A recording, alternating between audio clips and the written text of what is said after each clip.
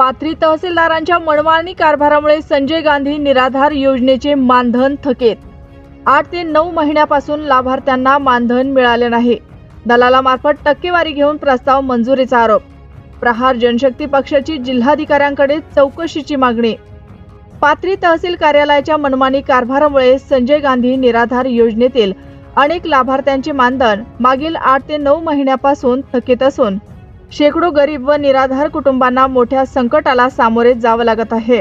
या विरोधात प्रहार जनशक्ती पक्षाने जिल्हाधिकाऱ्यांना निवेदन देऊन तहसीलदारांच्या कार्यकाळातील या गंभीर प्रकरणाची चौकशी करण्याची मागणी केली आहे। निवेदनात म्हटले आहे की तात्पुरत्या स्वरूपातील अपंगत्व प्रमाणपत्र असणाऱ्या दिव्यांग लाभार्थ्यांचे मानधन मुदत न देता अचानक थांबवण्यात आले आहे।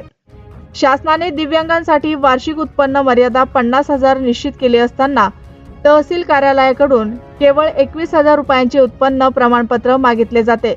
तलाठ्यामार्फत गृह चौकशी करून प्रमाणपत्र देणे बंधनकारक असतानाही अनेकांना प्रमाणपत्र देण्यास टाळाटाळ केली जात आहे। याशिवाय संजय गांधी निराधार योजनेच्या प्रस्तावामध्ये किरकोळ त्रुटी असल्या तरी त्या पूर्ण करून मंजूर करण्याऐवजी तहसीलदार पाथरी यांनी नवा प्रस्ताव सादर करण्याचे आदेश दिले आहेत। त्यामुळे अनेक लाभार्थ्यांचे प्रस्ताव वारंवार प्रलंबित राहतात। ठराविक दलाल व एजंटच्या माध्यमातून टक्केवारी घेतल्याशिवाय मंजुरी दिली जात नसल्याचा गंभीर आरोप प्रहार जनशक्ती पक्षानं केला आहे। या प्रकारामुळे निराधार व दिव्यांग कुटुंबांना मोठ्या आर्थिक संकटाला सामोरं जावं लागत असून अनेक लाभार्थी योजनेपासून वंचित राहत आहेत। जिल्हाधिकाऱ्यांनी वैयक्तिक लक्ष घालून तहसीलदाराच्या कारभाराची चौकशी करून योग्य ती कारवाई करावी अशी मागणी निवेदनात करण्यात आली आहे। अन्यथा प्रहार जनशक्ती पक्ष तहसीलदाराविरोधात तीव्र जन आंदोलन छेडले जाईल असा इशाराही देण्यात आला। ही मागणी करणाऱ्या निवेदनावर प्रहार जनशक्ती पक्षाचे जिल्हा प्रमुख शिवलिंग बोधने, दिव्यांग आमदार जिल्हा प्रमुख केशव जाधव, तालुका प्रमुख दीपक खुडे तसेच महिला तालुका प्रमुख संगीताताई गायकवाड यांच्या सही असून या प्रकरणाची प्रत माजी राज्यमंत्री माननीय बच्चूभाऊ कडू यांनाही पाठवण्यात आले आहे।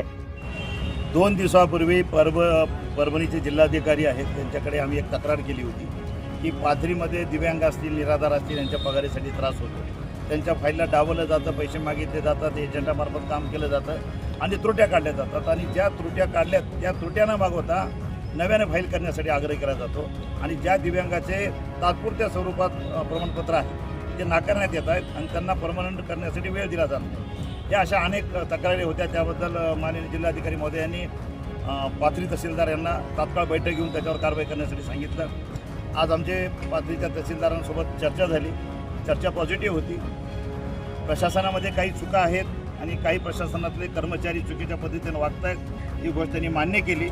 म्हणजे प्रहार जनशक्ती पक्षानं ज्या ज्या तक्रारी केल्या होत्या त्या सगळ्या तक्रारीमध्ये तथ्य आढळून आलं आणि त्यांनी सांगितलं की आम्ही प्रशासकीय पातळीवर होणाऱ्या चुका सुधारू आणि जी महिन्याला जे निराधारांची किंवा संजय गांधी योजनेतल्या ज्या लाभार्थ्यांचे नावं फायनल करण्यासाठी किंवा त्याचं सरीक्षण करण्यासाठी जी बैठक घेतली जाते ती दर महिन्याला येणं अपेक्षित असतानाही 2 ते 3 महिन्या बैठका घेतल्या जात नाहीत। ही पण गंभीर बाब आहे। आम्ही ते देखील त्यांना सांगितलं ते म्हणजे यानंतर महिन्याला बैठक घेतली जातील आणि जर दिव्यांगांना आणि निराधारांना जर यानंतर पगारीसाठी त्रास झाला किंवा त्यांना जर पैसे मिळण्यासाठी किंवा त्यांच्या फायलीला अडवणूक झाली तर प्रहार जनशक्ती पक्ष आपल्या पद्धतीने कारवाई करते।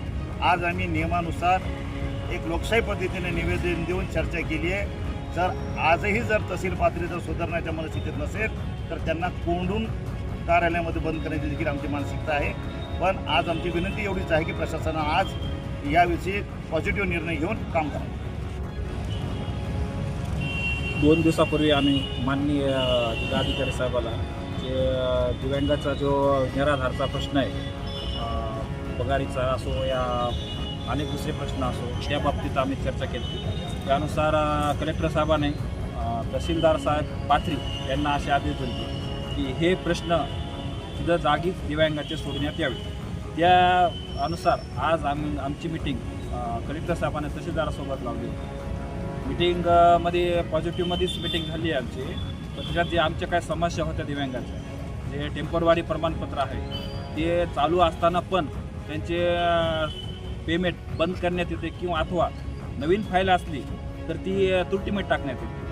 त्रुटी भरण्यासाठी फक्त दिव्यांग प्रमाणपत्रच हे त्रुटी घ्यावा की अथवा जसे आधार कार्ड स्कॅन होत नाही ते आधार कार्डच स्कॅन घ्यावा पण असे तहसीलदार पाथरीचं म्हणणं येतं की पूर्ण फाईल तयार करून द्या.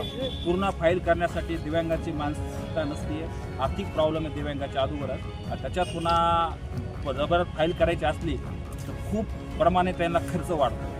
ते पण आम्ही प्रश्न सॉल्व्ह केला आहे की आज जे त्रुटी आहे ती त्रुटी त्यांना भरून घ्यावी, किंवा ज्या दिव्यांगाचं मानधन आज 9 महिन्यापासून थकीत आहे ते मानधन पण आम्ही लवकरात लवकर चालू करून देऊ. त्याची आम्हाला लिस्ट द्या की आम्ही लवकरात लवकर त्यांच्या खात्यावर ते वर्ग करू, असं त्यांच्यासोबत बोलणं आमचं झालं आहे. त्याच्यावर समजा त्यानं ही कारवाई पूर्ण नाही केली किंवा या आजच्या गोष्टीला जर नाही मानले तर उद्या प्रहार स्टाईलनं आंदोलन करण्यात येईल किंवा त्यांना सर्व कर्मचाऱ्याला तहसीलमध्ये कोंडून ठेवण्यात येईल.